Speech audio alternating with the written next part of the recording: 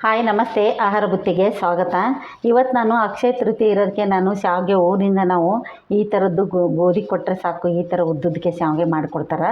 ಬೇಸಿಗೆ ರಜದಾಗೆಲ್ಲ ಹೋದಾಗೆ ನಾವು 5 kg 6 kg ಶಾವಿಗೆ ಮಾಡ್ಕೊಂಬರ್ತೀವಿ. ಮಳೆಗಾಲದಾಗೆಲ್ಲ ಮಾಡ್ಕೊಂಡು ತಿನ್ನೋಕ್ಕೆ ಚೆನ್ನಾಗಿರುತ್ತೆ. ಉಪ್ಪಿಟ್ಟು ಮಾಡ್ಬೋದು, ಪಾಯಸ ಮಾಡ್ಬೋದು, ಮಸಾಲ ಎಲ್ಲ ಹಾಕಿಬಿಟ್ಟು ಮ್ಯಾಗಿ ಥರನೂ ಮಕ್ಕಳಿಗೆ ಮಾಡಿಕೊಡ್ಬೋದು.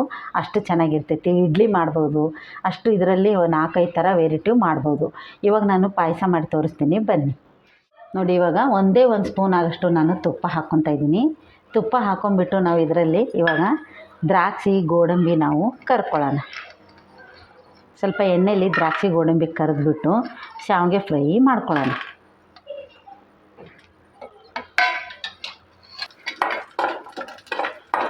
ತುಪ್ಪದಾಗೆ ಸ್ವಲ್ಪ ಫ್ರೈ ಮಾಡಿ ಇಟ್ಕೋಬೇಕು.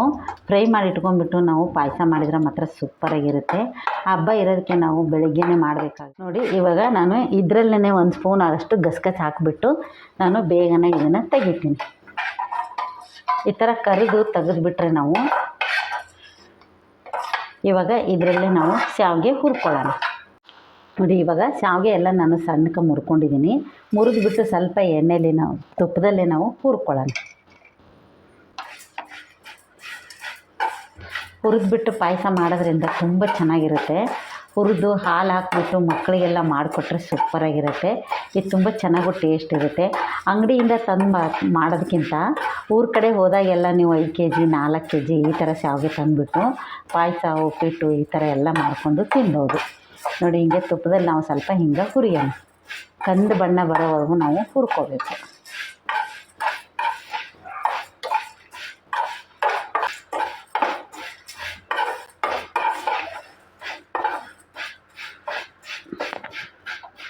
ನೋಡಿ ಇವಾಗ ಹುರಿದಿರೋದಾಯಿತು. ನಾನು ಬೇರೆ ಪ್ಲೇಟಿಗೆ ತೆಗೆದುಬಿಟ್ಟು ನಾನು ಪಾಯಸ ಮಾಡೋದು ತೋರಿಸ್ತೀನಿ. ಅಗಲವಾಗಿದ್ದೊಂದು ಬಾಣಲೆ ಇಟ್ಕೊಂಡಿದ್ದೀನಿ. ಬಾಣಲೆ ಇಟ್ಕೊಂಡ್ಬಿಟ್ಟು ನಾನು ಸ್ವಲ್ಪ ನೀರು ಹಾಕ್ತಾಯಿದ್ದೀನಿ. ಸ್ವಲ್ಪ ನೀರು ಕಾಯ್ದ ನಂತರ ನಾನು ಸ್ವಲ್ಪ ಅರ್ಧ ಚಮಚಷ್ಟು ನಾನು ನೀರು ಹಾಕ್ಕೊಂಡಿದ್ದೀನಿ. ಅದರಲ್ಲೇ ಇವಾಗ ನಾನು ಹಾಲು ಕಾಯಿಸಿಟ್ಕೊಂಡಿದ್ದೆ ಅರ್ಧ ಲೀಟ್ರಷ್ಟು. ಸ್ವಲ್ಪ ಹಾಲು ಹಾಕ್ತೀನಿ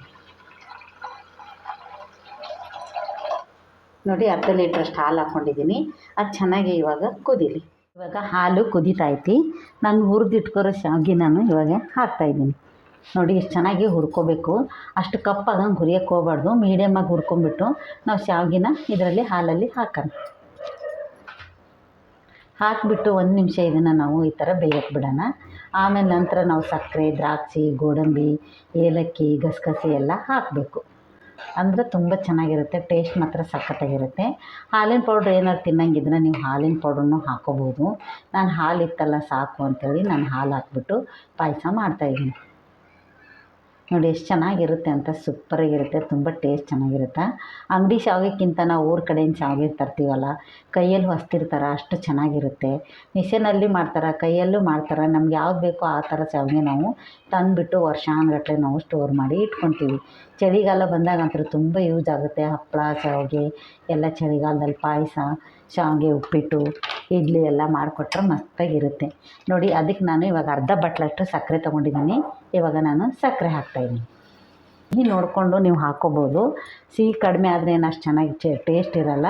ಜಾಸ್ತಿ ತಿನ್ನಲಾರ್ದವ್ರು ಇದ್ದರೆ ಸ್ವಲ್ಪ ಕಡಿಮೆ ಹಾಕ್ಕೊಳ್ಳಿ. ತಿನ್ಬೇಕು ಅನ್ಸಿದವರು ಜಾಸ್ತಿನೇ ಹಾಕ್ಕೋಬೋದು.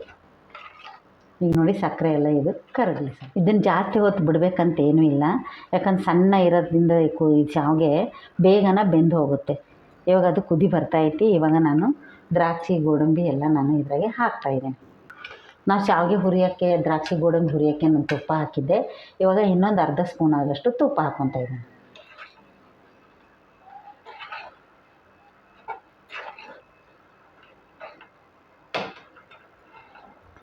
ನೋಡಿ. ಇವಾಗ ಕುದಿ ಬರ್ತಾಯಿತ್ತು. ನಾನು ಕರೆದಿರೋದೆಲ್ಲ ನಾನು ಡ್ರೈ ಫ್ರೂಟ್ಸು ಹಾಕ್ತಾಯಿದ್ದೀನಿ. ಇವಾಗ ಒಂದೇ ಒಂದು ಏಲಕ್ಕಿ ಕುಟ್ಟಿ ಹಾಕ್ಕೊತಾ ಇದ್ದೀನಿ ನೋಡಿ. ಪಾಯಸ ರೆಡಿ ಆಯಿತು. ತುಂಬ ಚೆನ್ನಾಗಿರುತ್ತೆ. ಇದು ಟೇಸ್ಟ್ ಮಾತ್ರ ಸಖತ್ತಾಗಿರುತ್ತೆ.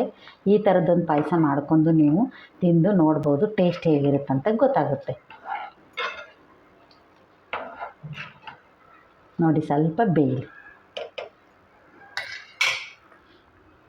ನೋಡಿ. ಸಾಕು ಇಷ್ಟು. ಇವಾಗ 2 ಕುದ್ದಿದೆ. ಇದು ಪಾಯಸ ರೆಡಿಯಾಗಿದೆ. ಈ ಥರ ಸಣ್ಣ ಶಾವಿಗೆ ತೊಗೊಂಡ್ಬಿಟ್ಟು ನೀವು ಪಾಯಸ ಮಾಡಿ ನೋಡಿ, ಟೇಸ್ಟ್ ಹೇಗಿರುತ್ತೆ ಅಂತ ನಿಮಗೆ ಗೊತ್ತಾಗುತ್ತೆ. ಈ ಪಾಯಸ ಮಾಡಿದ್ದು ನಿಮ್ಗೆ ಇಷ್ಟ ಆದಲ್ಲಿ ಲೈಕ್ ಮಾಡಿ, ಶೇರ್ ಮಾಡಿ, ಸಬ್ಸ್ಕ್ರೈಬ್ ಮಾಡಿ. ನಮಸ್ತೆ.